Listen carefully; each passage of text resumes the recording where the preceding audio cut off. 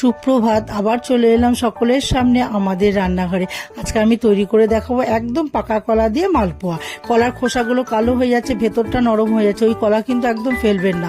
ওই কলাগুলোকে ভালো করে চটকে মেখে ওর মধ্যে সুজি, পরিমাণ মতো চিনি, ময়দা, মৌরি, গোটা মৌরি আর 2 রকমের কিশমিশ আর একটু নুন, এবার দুধ দিয়ে ভালো করে ওটাকে মেখে এবার একদম সাদা তেল গরম করে হাতা দিয়ে অল্প অল্প করে তুলে নিয়ে এবার মালপোয়াগুলো ভেজে তুলে নেব।